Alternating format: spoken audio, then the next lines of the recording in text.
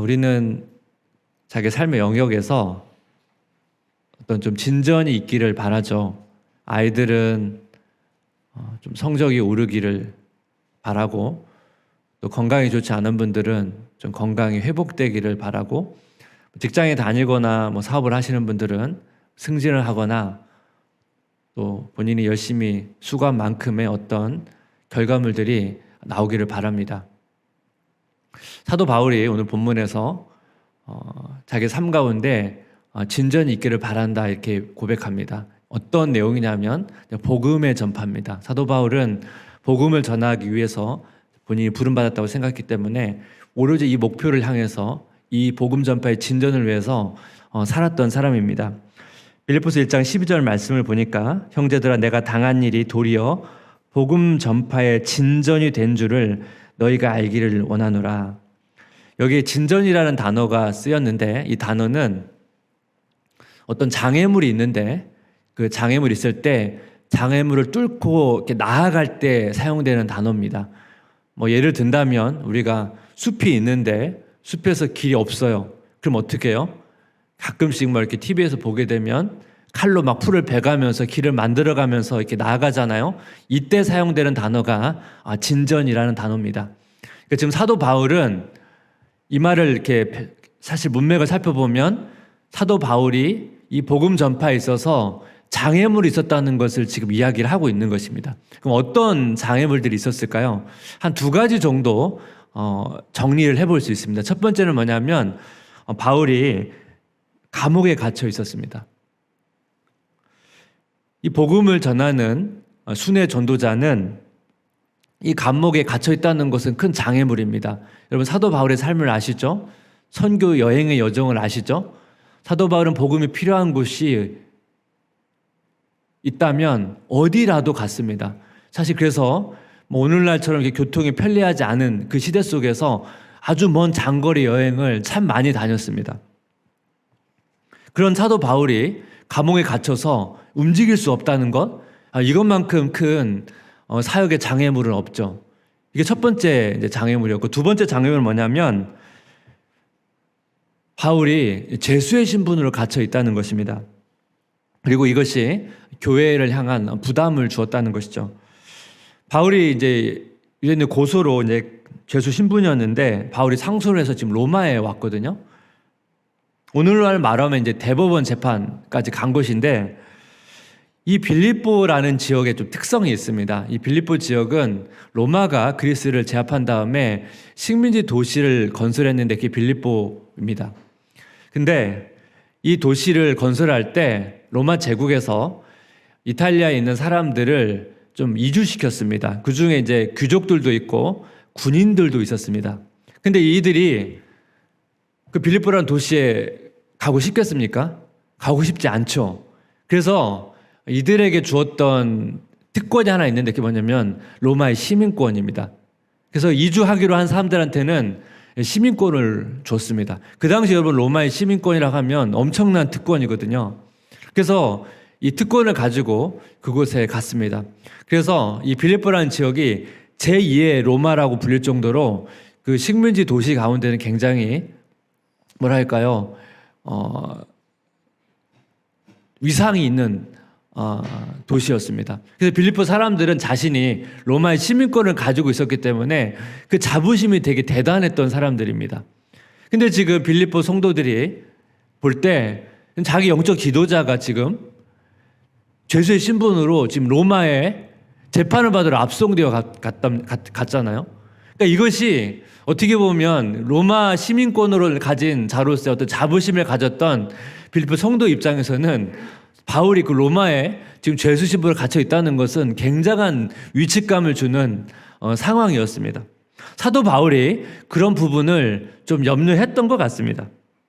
근데 바울이 지금 이런 장애물들이 있었는데 복음 전파에 있어서 오히려 진전이 있었다는 고백을 하고 있습니다.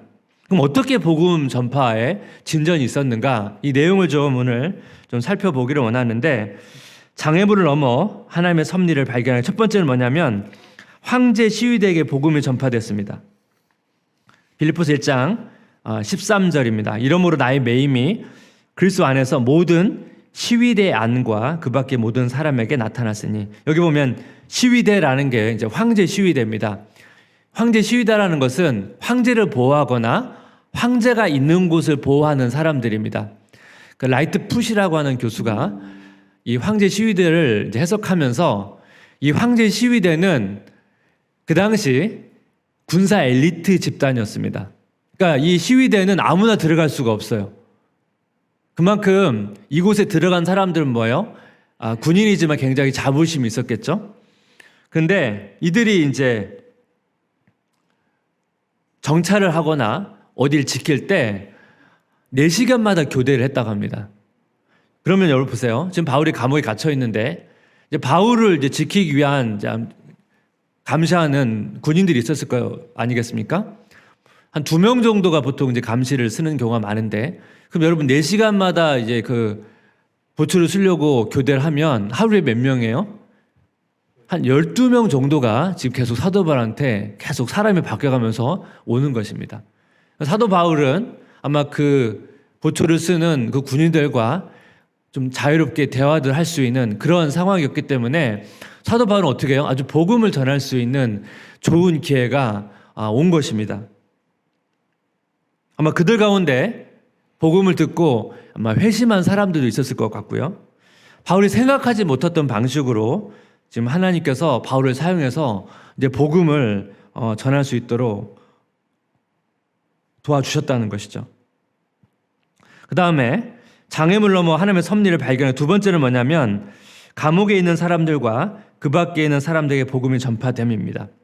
빌립보서 1장 13절을 다시 보면 이러므로 나의 매임이 그리스도 안에서 모든 시위대 안과 그 다음에 뭐예요? 그 밖에 모든 사람에게 나타났으니, 사실 되게 모호해요. 정확히 누구인지 말을 안 해요. 그래서 제가 이 본문을 묵상하다가 어떤 사람들이 있을까라고 상상하면서 나름대로 한 3가지 그룹을 정리를 해봤는데, 첫 번째는 뭐냐면 이제 감옥에서 일하는 사람들입니다. 이 감옥에서 일하는 사람들에게 복음을 전했을 것입니다. 바울이 여러분 빌립보에 처음 방문했을 때 감옥에 갇히죠.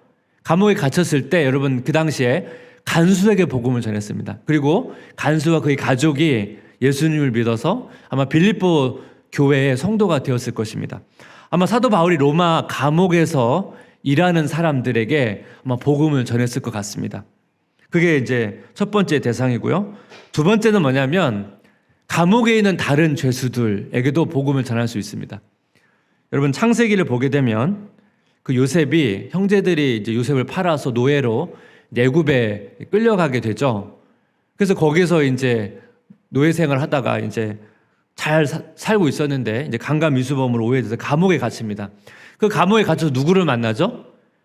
애굽의 정치인을 만납니다.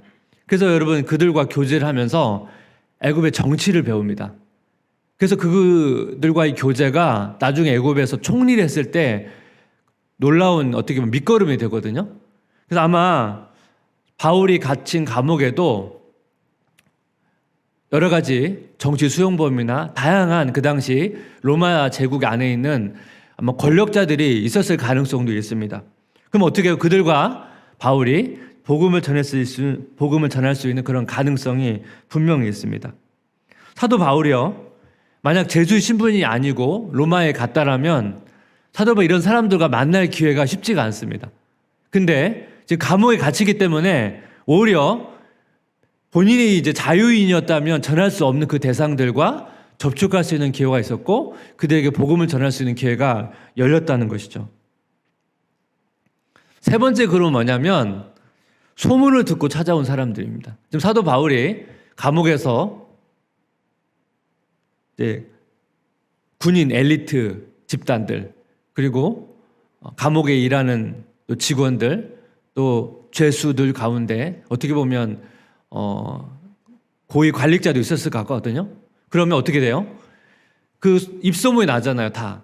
그러면 이 바울에 대해서 되게 궁금해해서 면회에 와서 이것저것 질문했던 사람들이 아마 있었을 것 같습니다. 그럼 사도 바울이 그런 과정에서 또 어떻게 해요? 복음을 전했겠죠. 그래서 오늘 바울이 그것을 그냥 통칭으로 그 밖에 모든 사람 이렇게 묶어버린 것 같습니다. 사실 바울이 지금 의도를 가지고 이렇게 계획을 짜가지고 감옥에 일부러 들어간 게 아니잖아요.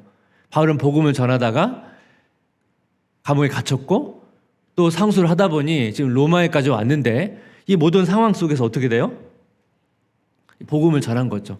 사실 더 정확히 말한다면 하나님께서 사도 바울을 어떻게 해요?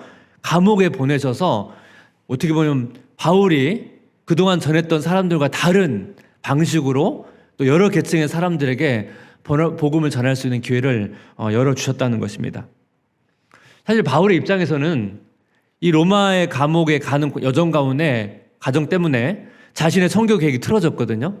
자기 가고 싶었던 곳에 가지도 못하고 사실 자기 계획이 지금 다 틀어졌는데 바울이 생각하지 못했던 방식으로 하나님께서 어떻게 해요? 지금 바울을 지금 사용하고 있다는 것입니다. 그리스도인의 삶 가운데 이런 일들이 일어나는 것입니다. 제가 오늘 본문을 묵상하다가 제가 대학 때 그 서울의 그 북가자동이라는 데서 자취를 하고 있었거든요. 거기 자취하면서 있었던 일이 하나 있었습니다. 제가 그날 그 모임이 있어가지고 이제 어디 모임에 가려고 이렇게 이제 나가서 이제 버스 정류장 쪽으로 가고 있었는데 사실 그날이 약간 좀 초겨울 늦가을인데 그 되게 이제 바람 많이 불고 되게 추운 날씨였습니다. 저희 집 앞에 나가서 버스 정류장 가는 길을 가다 보면 집 근처에 놀이터가 있거든요. 근데 제가 이렇게 지나가면서 딱 보는데 그날의 그 날씨에 어떤 이제 할아버지가 거기서 이제 벤치에 앉아서 이렇게 계셨습니다.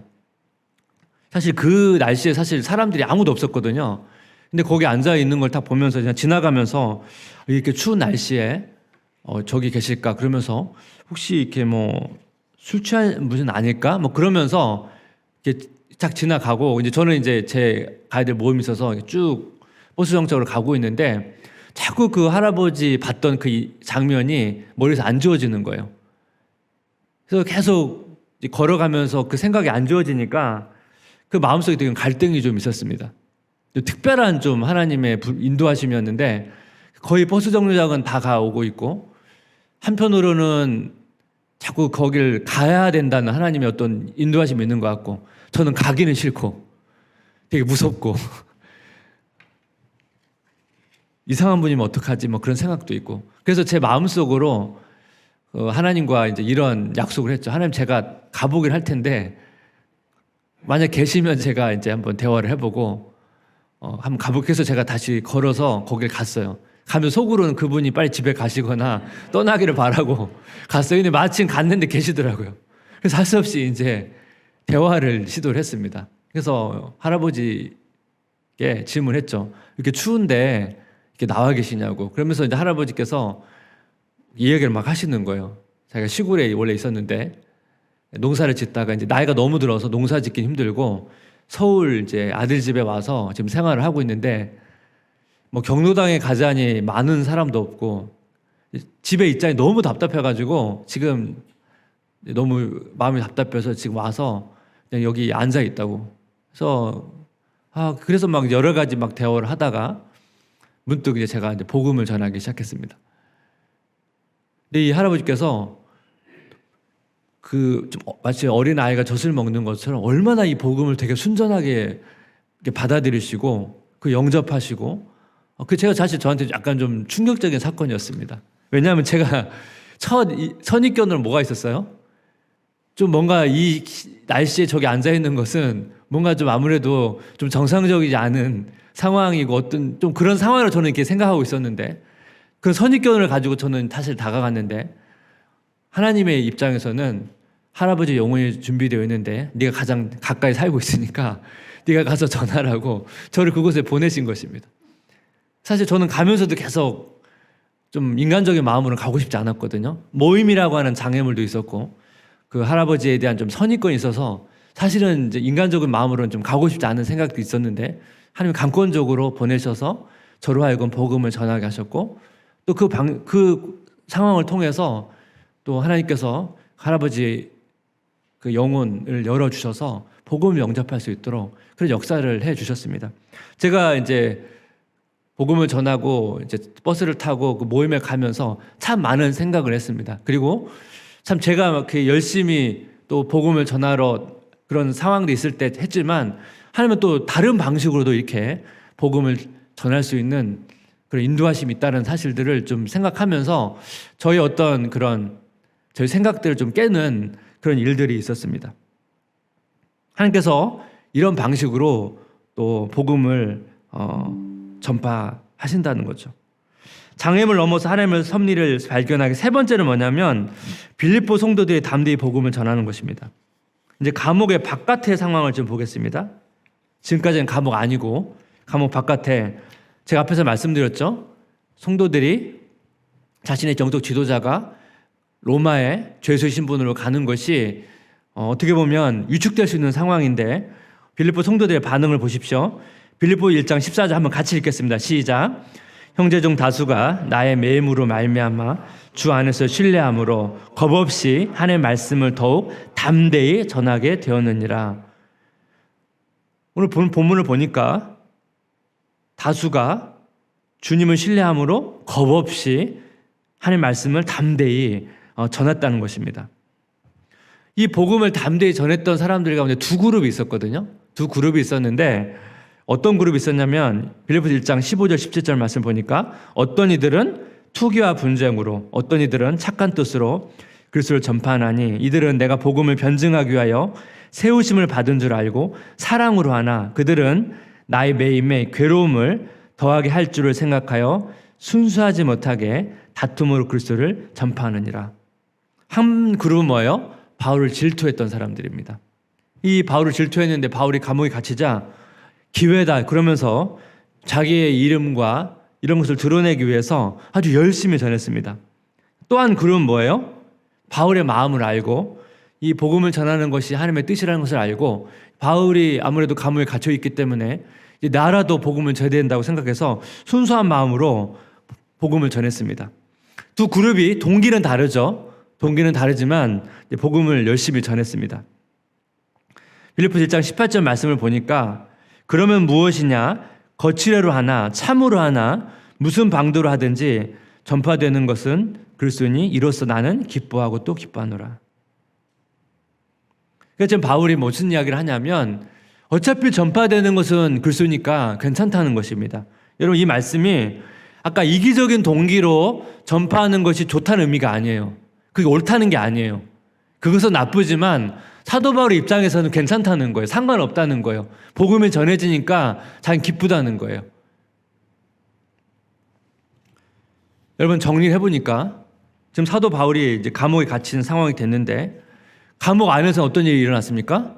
자기에게 막 사람들이 찾아와서 이제 어떻게 보면 복음을 전할 수 있는 상황이 생기고 감옥 밖에는 어떻게 해요? 교회 성도들이 담대히 여러 사람들이 이 복음을 사람들에게 전한 일들이 생겼습니다. 바울은 이런 하나님의 일하심을 보고 되게 감격스러워했을 것 같습니다. 그리고 자기가 생각했던 이 복음 전파의 장애물이라고 생각했던 것이 뭐예요? 아, 장애물이 아니구나라는 생각을 아마 했을 것 같습니다. 제가 좋아하는 시편 말씀 중에 시편 119편 165절이 있습니다. 우리 한번 같이 읽어보겠습니다. 주의 법을 사랑하는 자에게는 큰 평안이 있으니 그들에게 장애물이 없으리이다. 이 하나님의 말씀을 사랑하는 사람들에게는 뭐예요?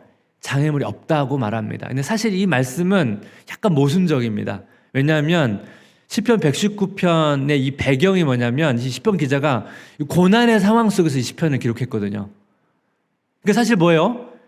자기 삶에 고난이라는 이면 장애물이 있어요. 근데 이게 약간 자기 체험적 고백이잖아요. 주의 말씀을 사랑한 사람들에게는 장애물이 없다는 거죠. 사실 모순적이지 않아요? 지금 장애물이 없는 게 아니라 사실 장애물이 있는데 없는 것처럼 마치 얘기하는 거잖아요. 똑같이 사도 바울의 원리와 똑같습니다. 장애물 있지만 주의 말씀을 사랑한 사람은 어떻게 해요? 그 장애물을 뚫고 나아가기 때문에 하나님의 능력으로 그 장애물을 뚫고 나아가기 때문에 마침 뭐예요? 장애물이 없는 것 같다는 거죠. 오히려 장애물이 영적인 진보를 이루고 그 길을 만들어서 나아갈 수 있기 때문에 그것이 이제 장애물 같지 않다는 것입니다. 그러니까 하나님의 섭리를 믿는 거죠. 자기가 계획한 것은 아니지만 우리 이 상황이 오히려 진보를 이루기 때문에 장애물이 아니라는 것입니다. 말씀을 마무리하겠습니다. 우리가 이 영적인 진보를 이루기 위해서는 장애물이 있습니다. 여러 장애물들이 있습니다. 자기 삶의 영역에 사실 많습니다. 근데 우리가 이 장애물을 어떻게 돌파한다고요? 주님의 능력으로. 그 장애물의 길을 만들어 가면서 우리가 영적인 진보를 이루어가는 것이 하나님의 섭리입니다. 그래서 그리스도인들에게는 이 고난이 어떻게 보면 장애물이 될 수도 있지만 오히려 그것이 뭐예요? 영적을 진보를 이루는 통로가 되기 때문에, 그래서 그거를 고난을 또 고난으로 여기지 않는, 그렇게 고난으로 여기지 않는 그러한 관점, 하나님의 관점을 갖는 것입니다. 그렇게 될 때 우리가 사도 바울처럼 시편 기자처럼 장애물이 없다라고 고백할 수 있게 되는 것이죠. 또 한 주간의 남은 삶을 좀 돌아보면서 우리 안에도 이 사도 바울처럼 장애물이 있지만 영적인 진보를 이루었다는 고백, 또 시편 기자처럼 장애물이 있다 할지라도 주의 말씀을 사랑한 자에게는 장애물이 없다고 고백할 수 있는 한 주 되시기를 주님의 이름으로 기도하고 축복합니다. 예.